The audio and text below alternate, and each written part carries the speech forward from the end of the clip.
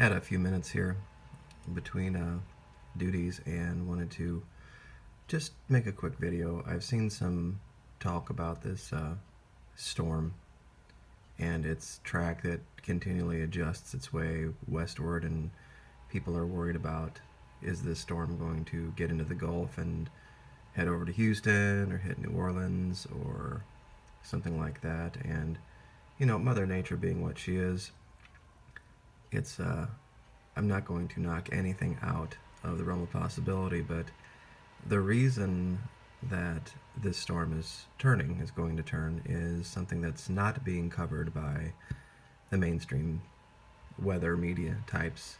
They're not telling you why. They're just saying, well, the winds, the winds, the winds. I just thought I would share that here. Had a link from somebody that sent me to a really good site that can demonstrate this clearly to the folks that are worried about this. Now, this is, you know, the map that everybody's used to looking at. This is the hurricane. Here's where it's come. Just to show you something real quick, here's the public advisories. Okay, and this was today. And what you need to look at down here is present movement. West 280 degrees at 9. Okay, now the one yesterday is west 270 degrees at 14. The one the day before that was west northwest 290 at 16. So as you can see, it's slowed from 16 to 14 to 9. So as it's moving westward, it's slowing its progression. Now, as it's done so, this is the Ventusky wind and rain, and this is the wind patterns at 500 meters up, which is, you know, 1,500 feet or so. And what you can see is, you know, it has the hurricane and it shows these wind patterns, and people are like, well, wow, this thing could just get out in the Gulf and these winds could just take it and it could float its way over here. These aren't the winds that you need to look at. The winds that you need to look at, and I'm going to go over here to the legend and click on this and go down here to 9,000 meters or 27,000 feet. Now, do you see the change? These are the upper level winds right here. And here's the hurricane. And the reason it's slowing is because it's running into this nonsense. And that's what's going to make it turn. And as you can see, there's this little lee right here. And this is where Tampa is. And boy, I tell you what, if this storm were to just stay out over those incredibly warm waters for just long enough to get back up to a Category 5, and these winds could suck it right up into Tampa, hit the Skyway with a Category 5 hurricane, boy, I tell you what, folks, that would be one for the ages, because that town isn't really designed for hurricanes. It's very, very, very rare that Tampa ever gets a direct hit from a hurricane. It's just because it's on the inside of the Gulf. Most of the hurricanes that get into the Gulf just end up getting up here or over here or even down here. Very few of them actually do this 180, but this thing, it's looking like it might sneak in. And it's such a big storm too that, you know, even if it hits here, you know, you're still going to have, you know, hurricane force winds all the way into Orlando. You know, and we've just been upgraded here up in Jacksonville from a watch to a warning.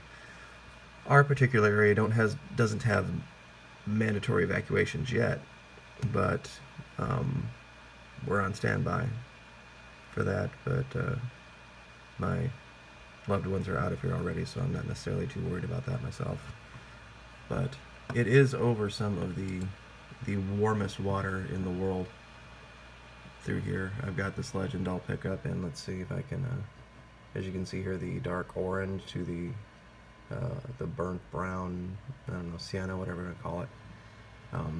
That's what all this is, 90, 100 degree water. And this thing gets off Cuba, and it's going to juice up, and these are particular cells you can click on, and it just tells you that's just part of the storm. And you can click on this, and it will tell you the position and speed and all that kind of stuff. This is in telecast here. The one that I showed you before with the winds, the Ventusky. This was actually shown me by, I want to give credit where credit is due always, Dale Ray, Ventusky Tools. Great way to look at the winds and show. And we're going to look at this too, about this, Sea Dog sent us this link about Navy officers testifying on these collisions.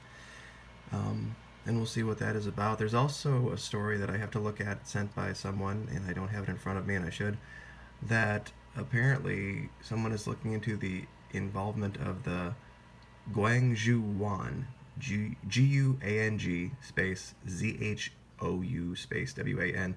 It was a ship in the vicinity of the John S. McCain collision that apparently there was some issue there. I will attempt in my next video to find that and give that person the proper credit for showing me that link. Actually, I remember now, it was ASPY68, ASPY68 had sent me that link, so thank you very much for that. We're going to be looking into it as soon as we can. But just to show you once again, these are the upper level winds that they're talking about.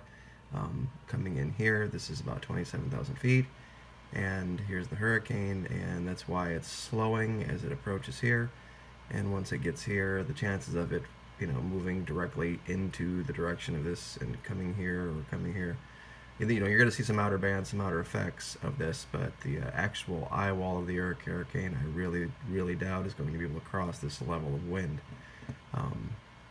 And just to show you the difference here, this is, like I said, 9,000 feet, and this is 500 feet. Excuse me, 9,000 feet. This is 500 meters, 1,500 feet. So just to show you how different the winds can be between two different levels in the atmosphere is not something that's easily discerned unless you have a tool like this. So once again, thank you to Dale Wright for this, to explain to the YouTube community exactly what's going on and why things are like they are. So like, share, subscribe. Thank you so much, and we will see you next time. Thank you.